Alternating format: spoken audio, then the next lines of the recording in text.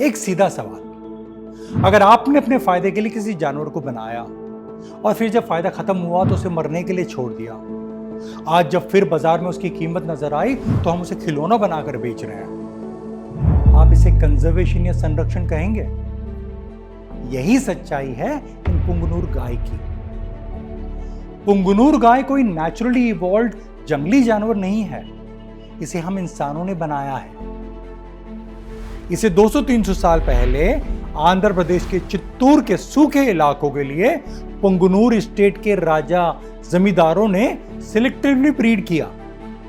कम पानी और कम चारे पर जिंदा रखने के लिए, हाई फैट मिल्क के लिए।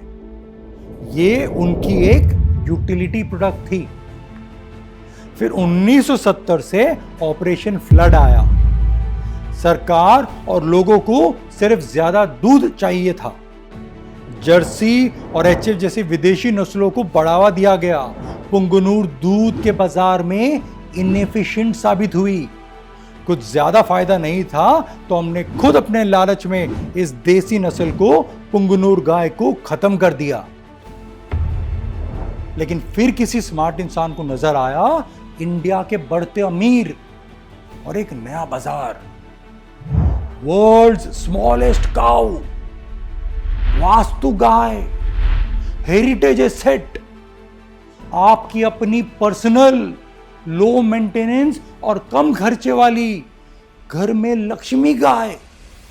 जो गाय दूध के लिए बेकार थी वो आज आर्टिफिशियल स्कैसिटी के कारण लाखों में बिक रही है।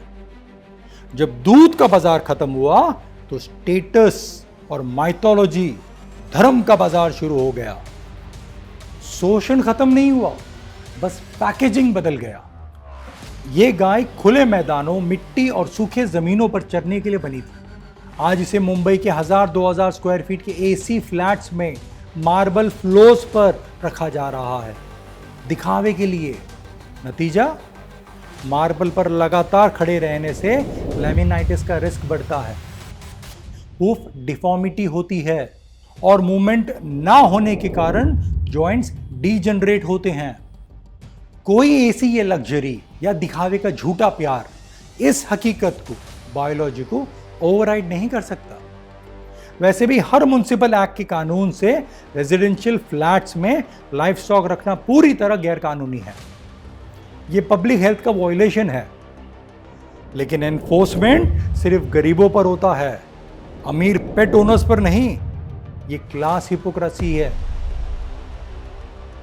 आप सोचेंगे कि शायद गौशाला या ब्रीडिंग प्रोग्राम्स, कंजर्वेशन इसका सॉल्यूशन है। ना, कंजर्वेशन के नाम पर आईवीएफ, एम्ब्रियो ट्रांसफर और सीमेन बैंक्स चलाए जा रहे हैं। मादा गाय का शरीर सिर्फ एक जीन फैक्ट्री बनकर रह गया है। रेयर ब्रीड को मेंटेन करने के लिए पोस्ट रिप्रोडक्शन हो रहा है, सिर्फ कमाई के लिए। तो फिर गौशाला। लेकिन हमारे गौशाला भी सिलेक्टिव कंपैशन पर चलते हैं। वहां सिर्फ पवित्र देसी गायों को प्रायोरिटी मिलता है, डेयरी इंडस्ट्री के फेंके हुए रोज के हजारों क्रॉस ब्रीड्स को नहीं। आज गौशालाओं की रियलिटी कोई नहीं बताता, कोई अकाउंटेबिलिटी नहीं। लेकिन फिर भी ये जैसे तैसे चल रहा है। हजारों मौत होती है यहां पर। जहां दूध, गोबर या डोनेशन से पैसा नहीं बनता, वहां जानवरों को मरने दिया जाता है। यह कंपैशन के नाम पे बनाया हुआ बिजनेस मॉडल है। सैडली जहां पैसा और ओनरशिप आ जाता है, वहां पे एनिमल राइट्स की किसी को नहीं पड़ी। जो नस्ल सिर्फ हमारी इजाजत और फोर्स ब्रीडिंग से जिंदा है, वो कंजर्वेशन नहीं, वो कैप्टिव है। और ये झूठा कंजर्वेशन का ड्रामा सिर्फ तब तक चलेगा जब तक पैसा है। वैसे जानवरों के हजारों ब्रीड्स हैं जो विलुप्त हो रहे हैं, उनका कंजर्वेशन क्यों नहीं होता? पैसा नहीं है ना। तो इसका असली कंपैशनेट सॉल्यूशन क्या है? एक, कमर्शियल ब्रीडिंग और ट्रेडिंग तुरंत बंद हो। दो, इन खुले में जीने वाले पशुओं को फ्लैट्स में रखना बंद करें। तीन, जो जानवर बचे हैं उन्हें सेंचुरीज में प्रोटेक्ट किया जाए, जहां कोई नई ब्रीडिंग ना हो, नो न्यू बर्थ, एक डिग्निफाइड फेज आउट। सो हमने इन्हें अपने फायदे के लिए बनाया और फिर बर्बाद कर दिया। अब जब तक पैसा बनता है हम इनका शोषण करते रहेंगे। प्लीज पशुओं की सच में इज्जत करना सीखें। अरे कुछ नहीं तो कम से कम उनका खिलौनों की तरह इस्तेमाल तो ना करें।